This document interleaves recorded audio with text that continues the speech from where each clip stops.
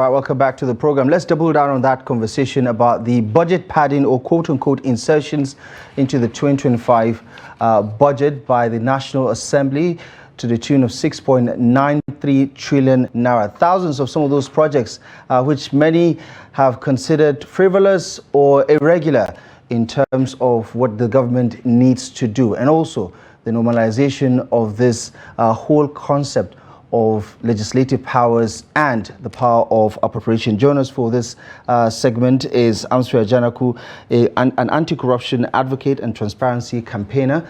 Alongside him in the panel is Honorable Rima Shawulu, a former federal lawmaker who represented Donga Usa Takum constituency in Taraba. Gentlemen, good evening to both of you, and thank you so much for joining us on the program tonight. Honorable, let me start with you. Obviously, with your experience in the National Assembly, you would have some sort of perspective that provides context to this. Many Nigerians consider this act irrational. Many consider it even illegal to a certain extent. How do you explain what is happening regarding our budgetary practices, especially when it comes to appropriations? Well, there are a lot of things that are very wrong in the way this question has been framed that makes it very misleading and will not give us the answers that we need as a country. It was argued during the Obasanjo regime, and as a matter of fact, if I do recall, President Umaru Yar'Adua was about to go to court, to the Supreme Court, to seek for interpretations on the powers of the National Assembly to do budget. And I think he was advised and he did not go ahead to court, because if he had gone to court about the powers of the National Assembly to consider the appropriation bill that becomes an act, I think he would have lost, because Section 80 and 81 of the Constitution gives the powers to the National Assembly, and it says, subsection 4, that no monies may be withdrawn from the Consolidated Revenue Fund or any public fund of the Federation except in the manner prescribed by the National Assembly. So, by itself, the fact that the National Assembly did those allocations of funds does not translate to doing a wrong thing. The wrong thing will be in the details of what they have done, whether the details are right or wrong. And I also think that the interpretation, if you look at the ordinary meaning, the dictionary meaning of the word padding, or the padding means, I was just checking the dictionary online just now as I was walking in. If you say someone has padded the budget, it means that he has allocated more money for a project beyond what is supposed to have been provided, so that he can use the rest for something else. That's why you increase it beyond what is supposed to be. So if you look at those interpretations, you will see that the way the discussion is being approached, in my opinion, will create confusion in the minds of people to understand what is actually the wrong thing. Having said that, the point that I think I've gone through the insertion, because I have argued before when I was in the National Assembly, when Jibril, the chairman appropriation, then accused the principal officers of padding the budget. My argument then, and it's still valid now, based on the Constitution, is that the appropriation bill is like any other bill that goes before the National Assembly. It has different procedures, but the fact that it's a bill means that the National Assembly may tinker with it the way it deems fit.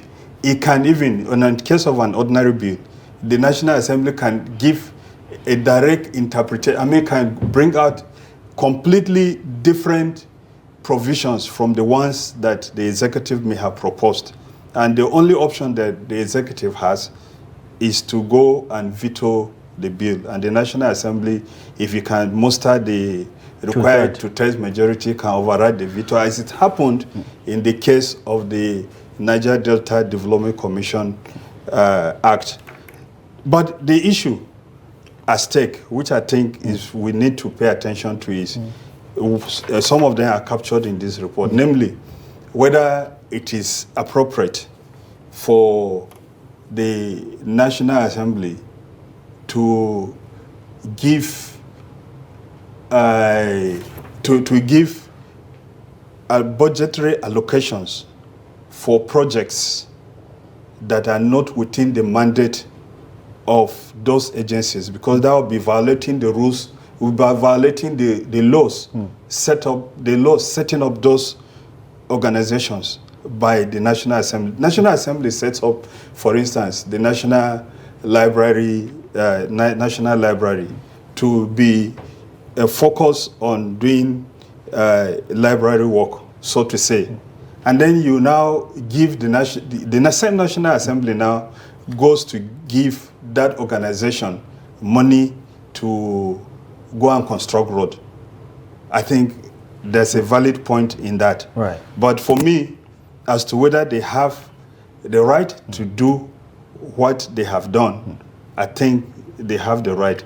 But whether what they have done, the way they have done it, is right, is another question too that we need to answer. And why do you think Nigerians, coming to your Amsfree, Nigerians feel some type of way about these type of developments? I mean, just as Honorable Rima said, and obviously the people from Budget say, listen, there are certain things that are legal, but that are not right. Help us provide this context to why Nigerians have this bad taste in their mouth every time we talk about the budget being padded or insertions made that were not originally part of the submission from the executive. Absolutely, Abdullahi. I think the first thing to do in this conversation is to firstly give a resounding commendation to Budget for the work it has done in drawing the attention of the nation, because it's like, when good people were sleeping, then some people try to sow tares. And this is a fundamental issue. I refer you to section 15, subsection 5 of the 1999 Constitution. It says the state shall abolish all corrupt practices and abuse of power. So even if the National Assembly has the powers, it does not lie within its right to abuse those powers. And what you think this is tantamount to an abuse? Absolutely, absolutely. I mean, Nigerians, and we're not being sentimental here, you can feel it, you can hear it, not just from people who are experts, who take a data-driven approach, like what Budget has done. What Budget has done is to mine the data and present the data to Nigerians to say, this is how the Commonwealth is being used in a reckless fashion. And I think that is what should concern us as analysts, as people who are asking fundamental questions. In a country where we are talking about the fact that 39% of the insertions went to one ministry, which absolutely will be dealing with issues or trying to implement projects that he has no competence, he has no capacity. And they even gave a very clear example, because I read snippets of that report extensively, where you have a federal cooperative college in Oji River being given the task of procuring vehicles and doing things that are clearly out of its mandate. So if you have been given the powers by the Constitution did not ask you to misuse those powers. The Constitution did not ask you to use those powers in a way that you fritter away the national resources, and then millions and millions of Nigerians do not see the value and the benefit of government. And that is why the argument of the people who talk about the need to unbundle Nigeria itself. Because if we do not have a very over-bloated center, then some of these things would not even find their way into the budget. So the part of the discussion, part of the conversation, and which is a conversation we must have, is that when you also have a bloated federal government that is, that has many agencies that are redundant, this is also the outcome you get, because everybody is just trying to access and then, you know, have a share of the cake without thinking critically about the next generation, the future generation. How do we even bake the cake? How do we take care of the army of the poor and the vulnerable that we have in our country? So on any score you look at it, what the citizens are talking about is not really whether the National Assembly has the power or not, but does it have the right to misuse power in this manner? And so that's why I think what Budget has done is excellent national service, and they should be commended. So the National Assembly also, the spokespersons, if you look at their responses, they did not provide any data. They, as far as I'm concerned, they were just hiding behind one finger, saying, oh, the budget was interrogated, you know, everything was done well, and all. But Budget has given us clear data, and this data actually comes from the national budget of Nigeria. Right. Okay. However, just a quick, political note here, where a lot of people have, connected the dots and say, listen, the only reason why this has, scaled through, the president signed it into law, is because there's some sort of understanding within the legislature and the executive, something that suggests a quid pro quo, so to say. No, I know where you are going to come, but let me interrupt you. Yeah. First, there's a mistake to, there's a problem in trying to, the budget process is more, a little bit more complicated than, if you check these figures that are presumably insertions made by National Assembly, they could actually be additions that were made while the budget was in the National Assembly.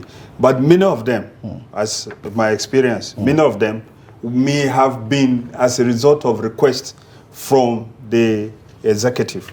It does happen from various MDAs. Street lights, ICT project, boreholes. Yeah, I'm trying to tell you. Let me tell you, when the budget is presented to National Assembly, after it's presented, the various MDAs go back to make presentations. Some actually make requests for additions. And in some cases, like in the 8th Assembly, there were requests that were made. Some of the requests went back to the president or the minister of budget to come and back to the committee on, what do you call it, the committee on appropriation to make adjustments. Those things are done on a regular basis. So the fact that this document, these things were done in the National Assembly does not necessarily mean that all of them were as a result of, that's one line of the argument, one line that I think people need to give. The second line that I want to say before it skips my mind is the fact that, you see, the issue about this needs to be looked at from two fronts. And one of the fronts is the one that I said, which I think is an issue. If National Assembly has made rules, set or made an act that a certain MDA has this mandate or that mandate to do, the functions of that mandate, of those mandates should not be given to another agency. That is a very fair point. That is it. But the fact also is that these National Assembly members do not execute these projects. These projects are not supposed to be executed by members of National Assembly. They are supposed to go through all the procurement procedures. You're surely not suggesting that they have no influence whatsoever. No, if they have influence, that influence is under the table and is not what as a right of members of National Assembly you go and demand that you should do.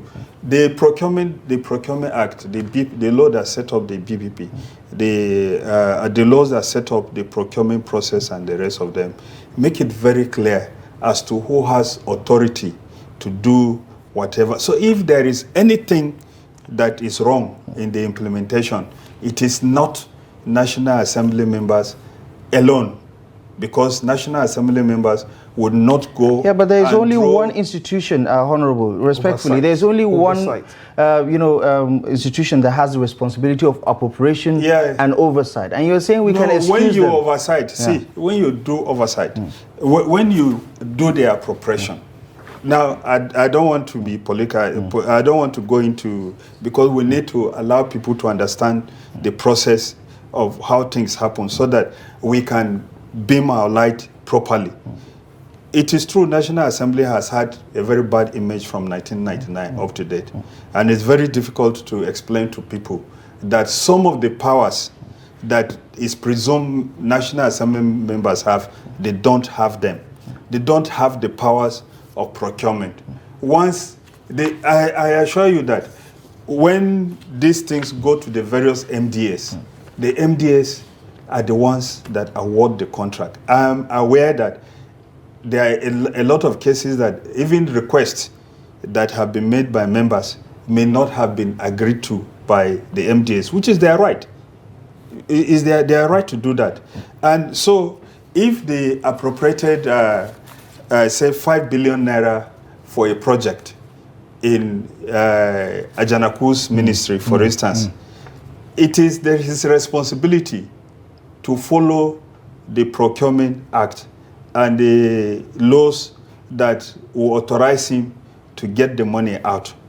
You understand? So it's not just National Assembly that because these monies are there, the MDAs simply, or Minister of Finance will simply say, 1 billion I have given to you, this senator or that senator, to go and do whatever. It's not. It's more complicated than that. Right. But also, some of the ideas around, the irregularities or the concerns that people have are not necessarily far-fetched, because most recently, late last year, for instance, Senator Kawu Samaila from Kano South Senatorial District commended the president for approving the dams and irrigation projects worth about 95 billion naira in Kano South and beyond. And recently, when he defected, a lot of people were making some of these, connections about quid pro quo, tit for tat, and things like that. I mean, when you look at the nature of the contracts, the nature of the project, is it not, a good time for us to just adopt Occam's razor, that the simplest explanation is the best explanation, that, the executive and the legislature are in bed, and therefore, it explains everything? Absolutely. Abdullahi, this point is spot on. The Honorable may not, want us to make this point a lot more forcefully, but this is the reality. And I've worked in organizations where constituency projects were tracked. And you go to the communities, and the communities tell you that this project is for so and so senator. This project, in fact, where you say, okay, senators do not execute contract, I beg to disagree, because I've been on the field. In fact, ICPC has tracked projects in the same Kano where you talked about, and everybody is unanimous about the fact that these projects are influenced in a sense, and even the companies that execute these contracts actually come from the lawmakers involved. So why the ideal argument could be to say, okay, the lawmakers do not execute this project, but what we see on the field in terms of the tracking, and that's why the point that Budget was making, which we should not lose sight of, is the fact that our budgeting process should be driven by purpose. And what is that purpose?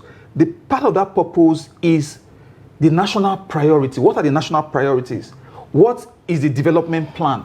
So every dime of public funds should go into a project that is driven by the national priority, by the development plan, and it should also be driven by the robust participation of the people who are going to benefit from those projects. Right. But what we have seen so far is a kind of project or budgeting process where there is an exclusive it's an exclusive preserve of the lawmakers. Are you suggesting that some of these projects are not necessarily strategic to development? Absolutely.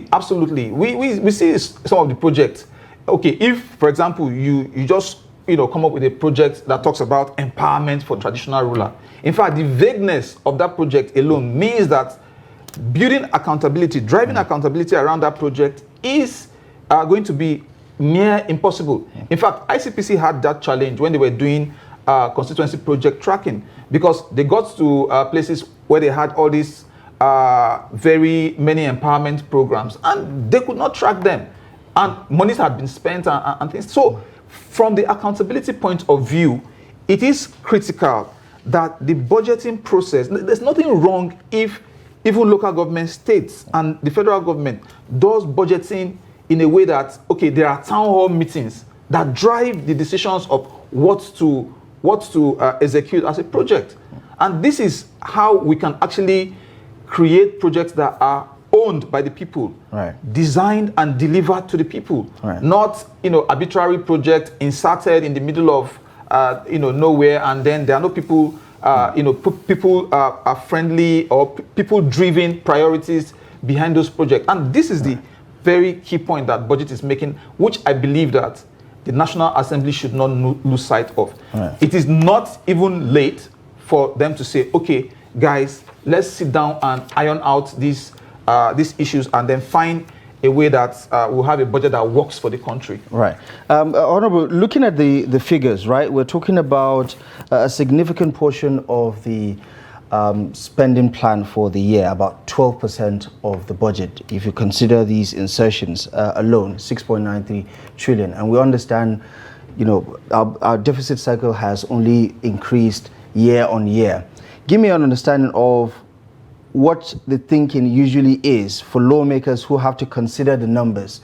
We're talking about fiscal responsibility and how that has continued to elude the governance process here. But if you consider the stress that we're dealing with when it comes to financing our budget and where these limited resources are going to come from, does it make sense to overstress the federal government in this particular manner, considering that we have to borrow extensively to finance the budget at the end of the day?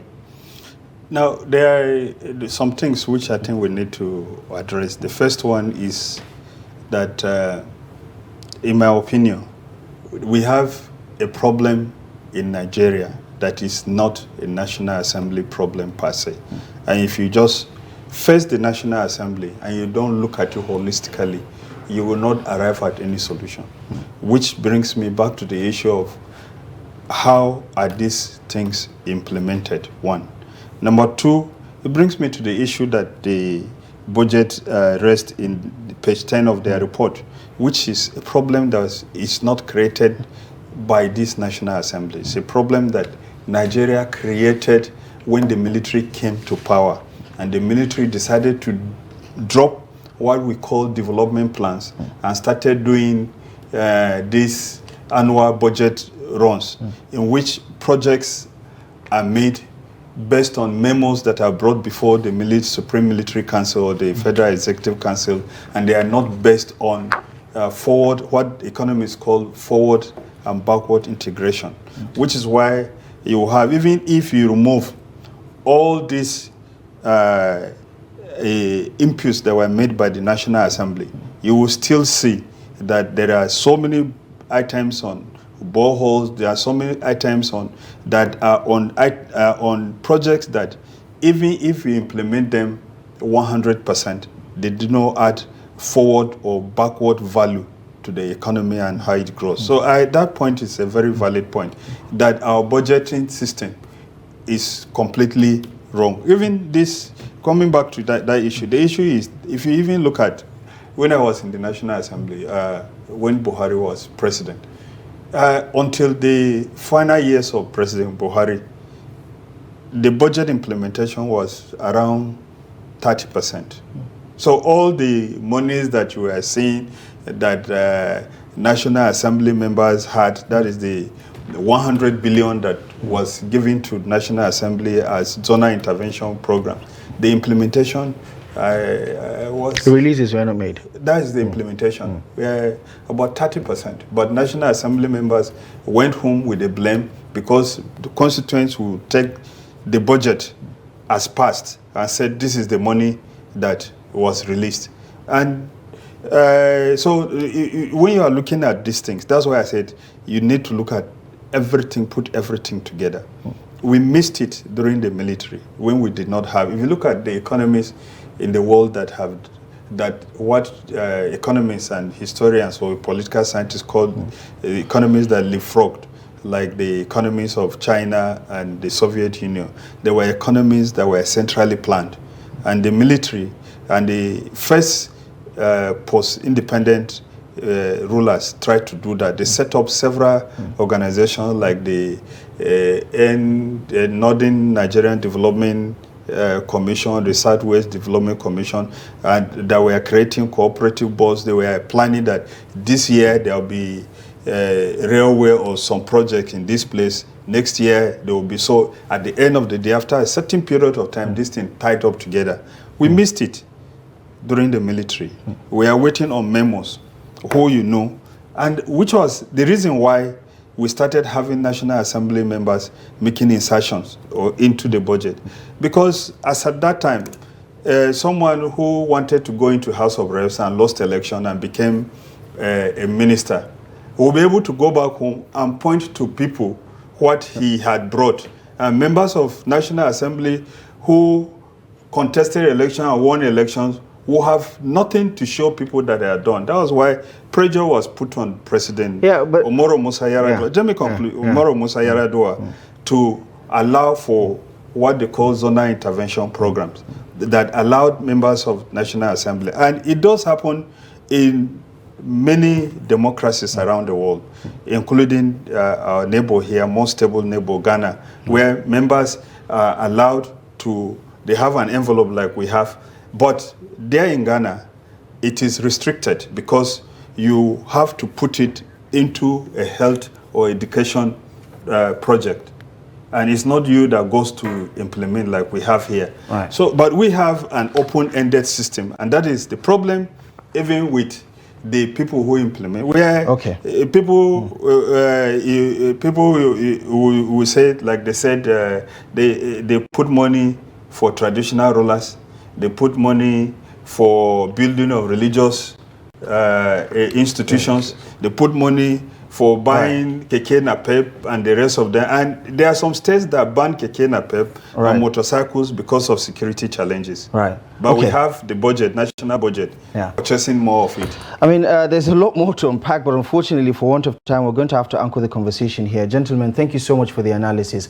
I wish we could do a part 2 of this to look at the numbers and, of course, some of the practices that continues to, generate a lot of debate across the country that is quite polarizing, to say the least. Thank you so much for the analysis this evening. I appreciate you very much for your time. All right. And that's our show for you tonight. Thank you most kindly for joining us on Daily Politics. We'll be back tomorrow live at 8 p.m. Until next time, I'm Abdullahi Ahmed. Good evening.